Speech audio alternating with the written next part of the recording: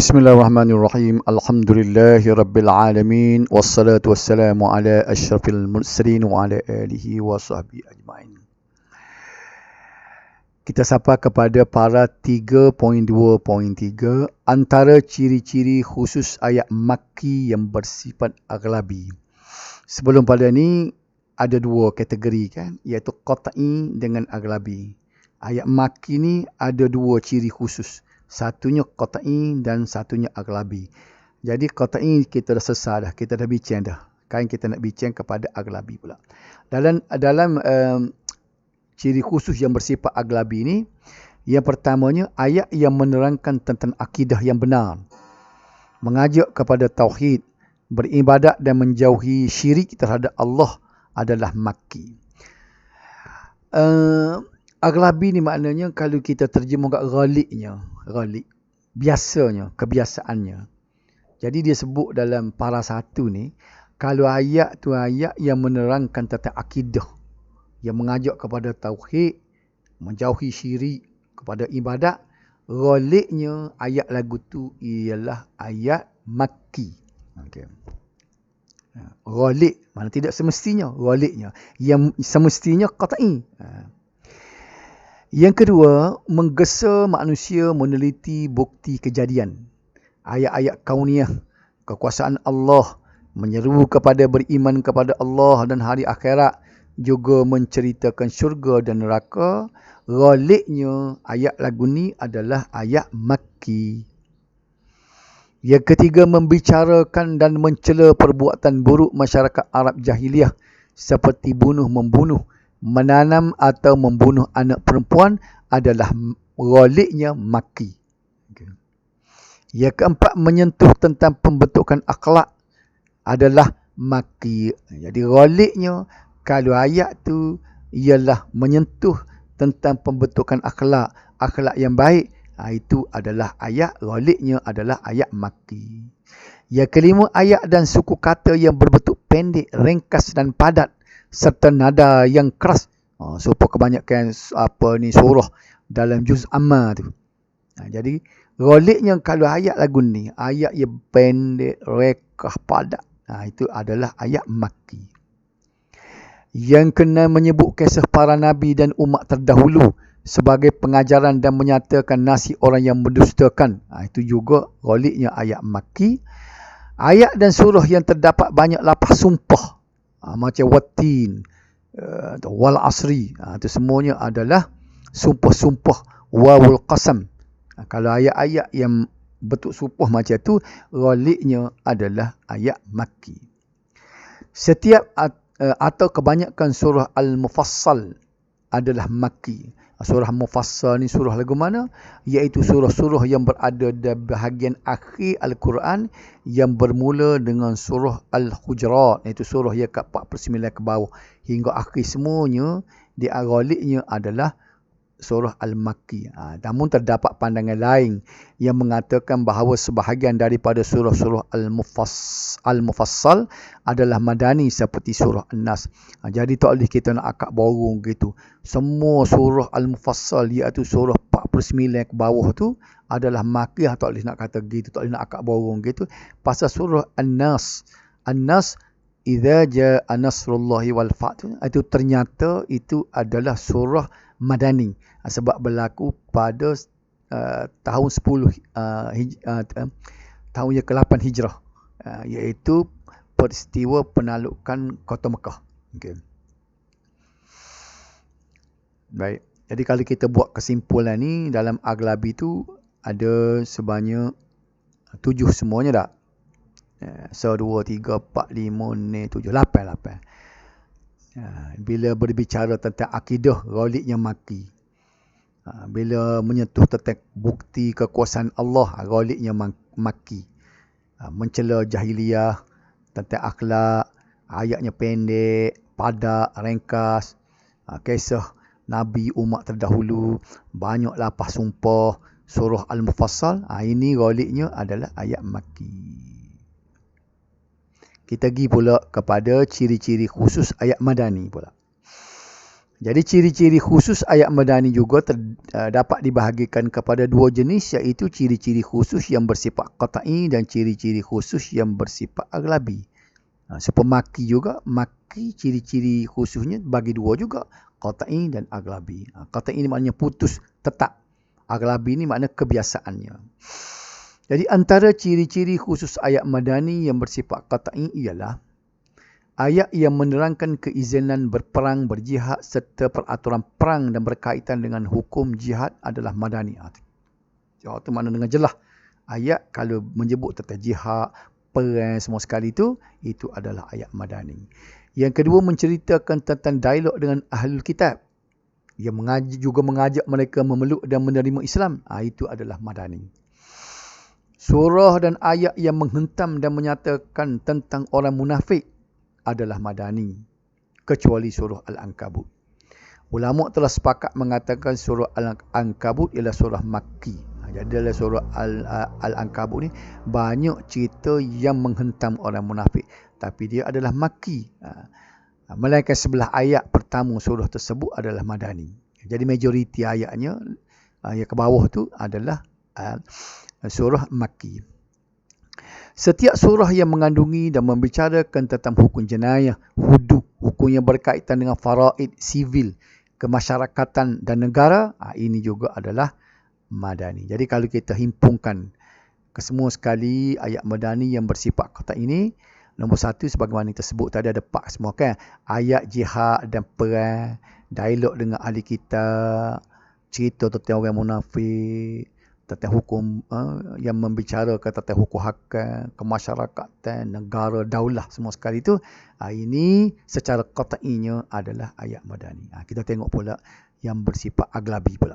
Antara ciri-ciri khusus ayat madani yang bersifat aglabi, yang ghalibnya adalah sebagaimana berikut.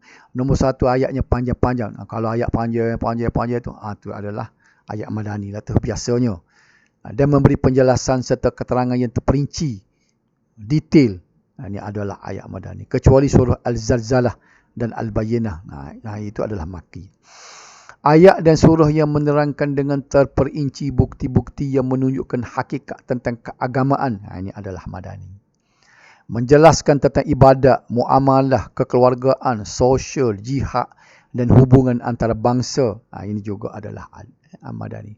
Ayat yang dimulakan dengan ya ayyuhalladzina amanu, wahai orang-orang yang beriman. Ini adalah madani, kecuali surah Al-Hajj. Surah Al-Hajj ni ada ya ayyuhalladzina amanu, tapi ayat tu adalah ayat Makki. Jadi kalau kita kesimpulan kita buatnya pula, yang bersifat aglabi ni, nombor 1, nombor 2, nombor 3, nombor 4 ni. Nombor 1, ayat jenis ayat panjang, detail, terperinci. Ini ghalibnya adalah ayat madani. Lepas tu membawa bukti-bukti keagamaan tentang ibadat, keluarga dan sebagainya. Dan ayat tu dimulakan dengan ya ayyuhalladzina amanu, maka ayat lagu ni adalah madani pada ghalibnya. Baik, kita pergi kepada bab yang keempat, penyusunan ayat dan jumlah surah. Penyusunan ayat di Al-Quran di dalam sesebuah surah adalah ketentuan daripada Nabi sallallahu alaihi wasallam yang mendapat petunjuk wahyu daripada Allah Subhanahu wa taala. Ini kita dah bincang dalam pelajaran dulu ni. Jumlah surah keseluruhannya di dalam Al-Quran ialah 114 mengikut jumhur ulama. Maknanya tidak sepakat ni. Jumhur maknanya majoriti yang kata 114 surah. Dan Mashaf Ibnu Abbas, dalam Mashaf Ibnu Abbas pun dibuat 114. Ia mengandungi 30 juzuk, 60 hizb. Hizb ni makna dia bab. Kalau kita cek dalam Quran tu dia buat hizb. Dan 54 rokok. Rokok tu biasa dia tandung huruf Ain. Kalau kita ngaji Quran sama kan, Tok Guru Quran tu dia suruh kita baca biar cukup satu Ain. Dia Ain ni biasanya bab kecil. Bab besar dia panggil hizb, bab kecil tu dia panggil rokok. Menurut ulama salaf, jumlah dua kali jumlah situ tu. Jumlah surah di dalam Al-Quran ialah 113. Apa yang jadi 113 tu? Kerana surah Al-Anfal, surah yang ke-8 tu, dan surah At-Taubah, surah ke-9 tu, dikira satu surah sahaja. Dia gabung sekali. Al-Anfal dengan At-Taubah tu dikira satu surah. Bila capur dua tu, tak tubiklah 114 nya jadi 113. Sebab itulah kalau kita tengok At-Taubah tu kan, dia tak ada bismillah itu. Dia start dengan bara'atun dari situ kan. Dikira satu surah sahaja kerana surah At-Taubah tiada basmalah, tak ada bismillah. Surah Makki dan Madani diklasifikasikan sebagaimana berikut. Cuba tengok. Surah Makki. Mengikut pendapat jumhur ulama, surah Makki berjumlah 80 daripada 114 surah di dalam Al-Quran dengan urutan penurunannya sebagaimana berikut. Ni cuba tengok masing-masing lah. Dari buku tu, Al-Alaq, Al-Qalam, Al-Muzammil, Al-Muddathir, Al-Fatihah straight sampai kepada An-Nashrah. Kemudian sambung lagi Al-As yang ke-13 tu, turun sampai ke 40 Al-Jin. Sambung lagi Yasin, turun sampai ke 80 tu Al-Mutaffifin. Itu semua cukup 80 kan. Itu. Surah Madani pula berjumlah 28 daripada 114 surah dalam Al-Quran. Surah-surah tersebut mengikut urutan penurunannya ialah start daripada Al-Baqarah pergi kepada ya ke-16 tu An-Nur, capu lagi 17 Al-Hajj, turun kepada An-Nasr, cukuplah 28. Jadi kalau 28 capu dengan 80 tadi tubiklah 114. Kemudian ada pula surah Makki dan Madani yang diperselisihkan daripada hak pembahagian secara umum tadi 28 dengan 80 tu. Hak ni ada pula ia diselisih, sama adanya perselisih pendapat di kalangan ulama sama ada ayat surah Makki ataupun Madani. Walaupun telah jumlah 114 surah telah dibagikan kepada Makki dan Madani, namun terdapat beberapa surah yang diperselisihkan. Jumlah yang diperselisihkan ialah 12 surah. Hak ni duduk berebut ni. Ada kata Makki, ada kata Madani. Inilah 12 semua sekali. Al-Fatihah, Ar-Ra'du, Ar-Rahman, As-Saf, At-Taghabun, Al-Mutaffifin, Al-Qadar, Al-Bayyinah, Al-Zalzalah, Al-Ikhlas, Al-Falaq, An-Nas. Ada ulama kata Makki, ada ulama kata Madani. Kemudian yang keempat pula, ayat Madani yang ada dalam surah Makki.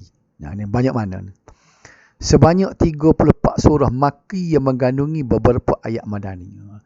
Jadi dalam 34 surah ni ada ayat Madani duduk dalam dia.